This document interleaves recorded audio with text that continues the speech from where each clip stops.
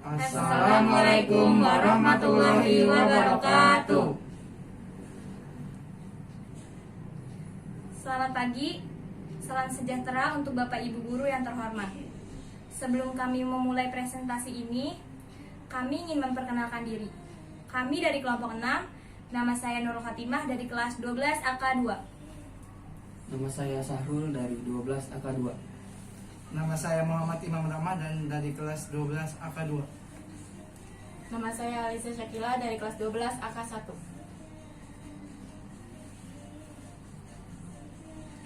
Sebelum kami memulai presentasi ini, kami ingin berterima kasih kepada Ketua Kepala Sekolah SMK Remaja Pluit, yaitu Bu Nuryati, dan Pak Mahmud selaku Ketua PSG SMK Remaja Pluit, dan panitia-panitia lainnya.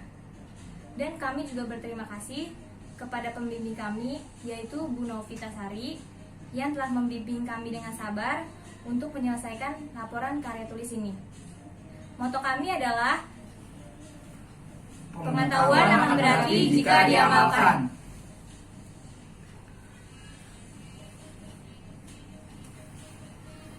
Bab 1. Pendahuluan. Alasan pemilihan judul antara lain karena judul tersebut yang telah kami pelajari dan kami praktekkan di inti prima karya.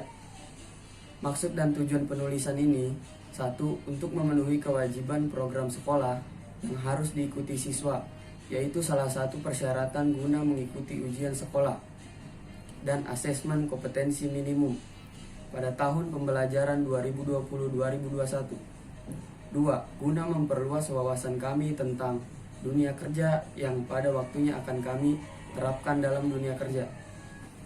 Manfaatnya, kami mendapatkan ilmu pengetahuan tentang cara kegiatan kantor yang baik. Selain mendapat ilmu pengetahuan dari kegiatan praktik sistem ganda, kami dapat mengenal lebih dekat dengan PT Inti Prima Karya yang telah memberikan pengetahuannya kepada kami yang dapat dijadikan pengalaman jika sudah memasuki dunia kerja nanti. Landasan hukum pelaksanaan prakerin atau PSG adalah Undang-Undang Nomor 10 Tahun 1998 tentang mengelola keuangan.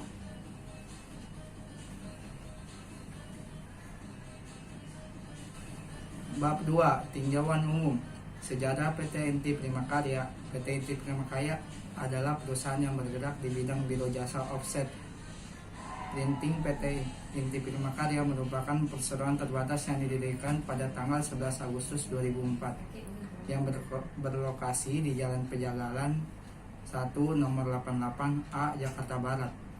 PT Inti Prima Karya didirikan sebagai suatu industri yang mengkhususkan diri dalam bidang offset printing. Visi: industri percetakan terbaik yang menguasai pasar global. Misi: kualitas produk dan ketepatan waktu. Menciptakan suasana kerja yang harmonis dan saling mendukung untuk mencapai tujuan bersama. Tugas dan wewenang Direktur: 1. Bertanggung jawab dalam memimpin dan menjalankan perusahaan. 2. Bertanggung jawab atas kerugian yang dihadapi perusahaan termasuk juga keuntungan perusahaan. KMR: 1. Mutu mengatur menumbuhkan kesadaran tentang pentingnya harapan stakeholder, mengendalikan dan mengembangkan sistem dari seluruh proses yang terjadi sesuai dengan ketentuan dalam dokumen mutu serta kewenangan untuk menjalin hubungan dengan pihak luar, khususnya mengenai sistem manajemen.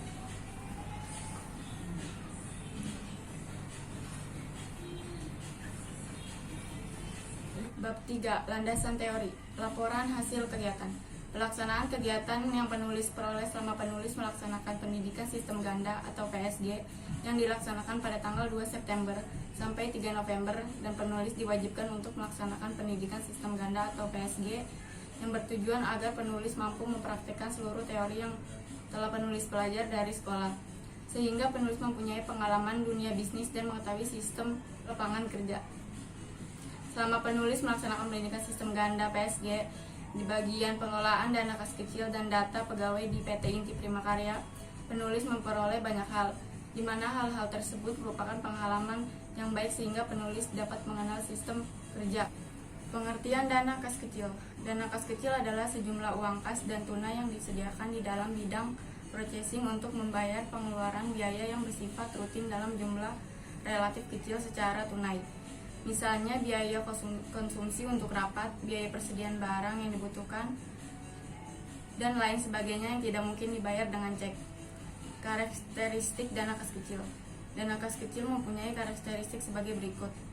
1. Jumlah dibatasi sehingga tidak melebihi atau tidak mengurangi dari suatu jumlah yang telah ditentukan oleh pengelolaan dana kas kecil di bagian processing. 2. Digunakan untuk mendanai transaksi kecil yang bersifat rutin setiap hari. 3. Disimpan di tempat khusus, misalnya di kotak kecil yang biasa disebut petty cash box atau di dalam sebuah amplop. Tahap pembentukan dana kas kecil pada bagian processing di PT Inti Prima Karya antara lain menaksir jumlah uang yang diperlukan untuk dana kas kecil. Setelah jumlahnya ditentukan, selanjutnya diajukan ke bagian keuangan. Uang yang diperoleh dari customer berdasarkan bukti-bukti transaksi tersebut, pemegang dana kas kecil membuat laporan pertanggungjawaban.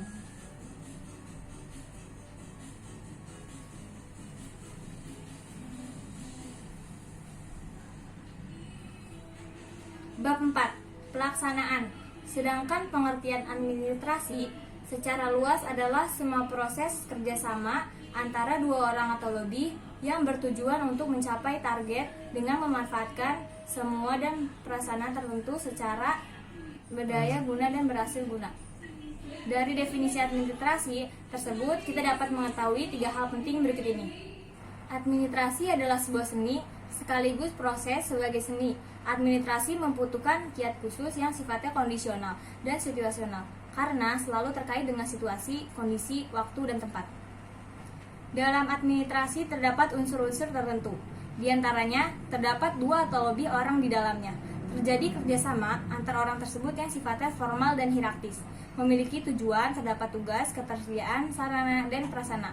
Administrasi muncul secara bersamaan dengan munculnya peradaban manusia di mana administrasi tersebut untuk mencapai tujuan bersama. Kendala yang dihadapi: menyesuaikan diri dengan tempat prakerin, kurangnya komunikasi kepada pegawai karena pekerjaan pegawai yang memerlukan ketelitian yang tinggi sehingga pegawai kurang memperhatikan tugas-tugas prakerin.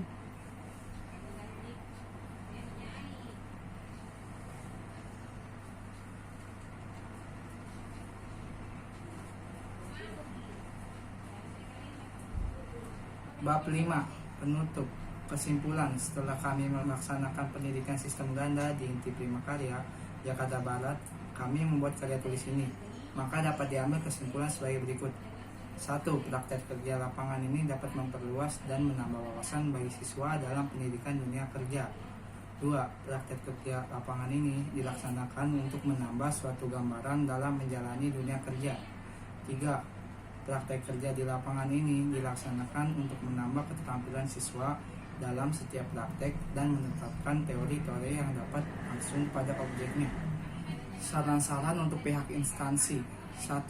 Penempatan siswa yang sesuai dengan bidang akademis praktek kerja yang dapat mengaplikasikan teori atau ilmu yang dapat dari sekolah. 2. Pelaksanaan praktik kerja lapangan ini akan lebih terarah apabila disusun jadwal yang harus siswa-siswi kerjakan selama melaksanakan praktik kerja lapangan. 3. Agar instansi dapat menyediakan instruktur khusus yang pada hari-hari tertentu dapat memberikan bimbingan yang dilaksanakan. Saran-saran untuk pihak sekolah. 1. Pihak sekolah agar dapat memantau kegiatan siswa yang sedang melaksanakan PSG secara intensif sehingga segala kesulitan yang timbul dapat dipecahkan bersama.